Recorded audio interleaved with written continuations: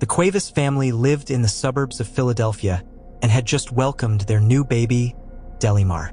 They decided to host a birthday party and celebrate with relatives, but unbeknownst to them, that joyous day turned into a tragedy when a fire broke out in their home and their newborn went missing under mysterious circumstances, leading to a search that lasted over half a decade. Luz Cuevas and Pedro Vera, Puerto Rican immigrants, lived a happy life with their sons Wilfred and Israfel. Their modest two-story home served as a haven.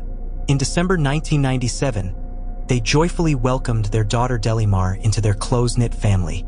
The couple primarily spoke Spanish, and when Delimar was born, a misunderstanding during the English paperwork process led Pedro to remove his name from the birth certificate. Living near extended family, frequent visits became routine, especially after Delimar's arrival.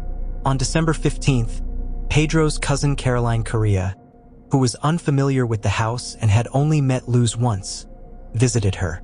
While Pedro was busy fixing Caroline's car, the meeting between the two women, who had little in common except for being new mothers, was tense. To ease the tension, Luz put Delimar to bed and did some household chores while Caroline waited for Pedro's repairs. Suddenly, Caroline left, claiming she had forgotten her purse, leaving Luz alone with her 3 children. As Luz continued her chores, a loud noise from Delimar's room startled her. Rushing upstairs, she was confronted with an unimaginable scene: orange flames engulfing the bedroom. Desperate neighbors tried to extinguish the fire from outside by climbing roofs and using garden hoses, but their efforts were in vain.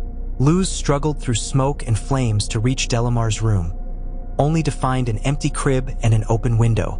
Her cries echoed throughout the house as she frantically tried to save her daughter. 2 neighbors braved the fire in an attempt to reach Delimar, but were thwarted by a wall of flames. Firefighters arrived and contained the blaze within 14 minutes, but not before Pedro arrived too late. Pedro experienced agonizing moments as his wife Luz wept for their baby. In the aftermath of the fire, Luz suffered burns on her hands and face while trying to save Delimar, repeatedly insisting that someone had taken her baby. Her words fell on skeptical ears, partly due to shock. Firefighters searched the charred remains of the bedroom, finding no trace of human remains. Initially, they thought a small yellow bundle was Delimar, but it turned out to be just bedding. The fire source was traced to a temporary extension cord near the crib, with no signs of foul play. Medical examiners and forensic experts scoured the scene but found no trace of Delimar. Without evidence, no death certificate could be issued. The devastated mother, unconvinced of Delimar's death, refused to hold a funeral, questioning the inexplicable emptiness of the crib and the open window on a freezing day. Over time, hope diminished. The couple moved and welcomed their 3rd child, Samuel, 2 years after the tragedy. Pedro, who expressed disbelief over Delimar's death, speculated that she might have been kidnapped. A strange encounter at the new baby's reception intensified his suspicions. Upon meeting Caroline, Pedro's distant cousin, and her daughter Elia Hernandez, Pedro felt a strange familiarity. Luz, who continued to believe in her daughter's survival, asked Pedro for $500 for a private investigator, but Pedro, under financial strain, couldn't provide the money, leading Luz to turn to lawyers who demanded fees beyond their means. Her despair was compounded by a sense of abandonment by the state. Seeking counsel between December 2000 and March 2001 for depression treatment, the ongoing trauma strained Luz and Pedro, ultimately leading to their separation. The couple's united front against the tragedy had now shattered under the weight of unresolved grief and unanswered questions. Fast forward to January 2004, more than 6 years after the tragic events surrounding Delimar's presumed death. Luz and Pedro, separated for over a year, found themselves at a birthday party in London hosted by Pedro's sister, Evelyn, featuring familiar faces, including Caroline and her daughter Elia, who were also at the reception years ago. Amid the lively party, Luz's attention was drawn to a young girl who stood out among the children. A girl with a bright smile, dark hair, deep brown eyes, and distinctive dimples that matched Luz's son's eyes. An inexplicable intuition gripped Luz as she focused on this particular child. Within minutes, a cunning plan formed in her mind. Luz feigned concern over Elia's hair, supposedly tangled with bubble gum, and skillfully obtained a strand of hair while assisting her. This strange act, inspired by Luz's exposure to crime dramas, was aimed at providing the necessary DNA evidence for a paternity test. Despite the high costs and the bizarre nature of her story, after persistent efforts, Luz managed to persuade a representative to proceed with the test. The results revealed a shocking discovery. Elia Hernandez was indeed her long-lost daughter, Delimar. The horrifying truth raised a colossal question. Why was Delimar under Caroline's care? Caroline Correa, Pedro's cousin by marriage, had a distant relationship with the family. After undergoing sterilization following 3 previous relationships, Caroline entered a new partnership with Andrew Moore. Despite reported fertility issues, Caroline desired a child with Andrew. Speculations arose that Caroline suffered from pseudocyesis, a psychological disorder where a woman believes she is pregnant and experiences symptoms despite not being pregnant. Before the 1997 fire, Caroline informed family members she was 8 months pregnant, raising eyebrows but prompting no further investigation. On the day of the tragic fire, Caroline asked Pedro to fix her car, while Luz was busy with household chores, and Delimar fit conveniently into Caroline's fabricated pregnancy timeline. Caroline seized the opportunity, sneaked upstairs, and escaped with the 10-day-old baby through the window. She returned home and exited through the front door after setting the fire, then came back claiming she had forgotten her purse moments before the fire erupted. Caroline avoided outside contact for several days and eventually returned to Andrew, asserting she had given birth alone at home. She applied for a birth certificate with Elia's birthday listed as January 6, 1998, and named herself as the sole attendant.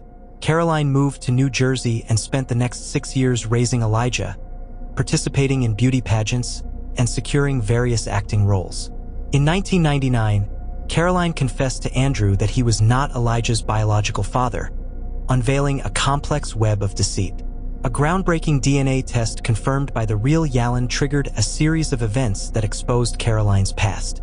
Due to concerns about these findings, the state ordered a second test between Caroline and Elijah to reinforce the results.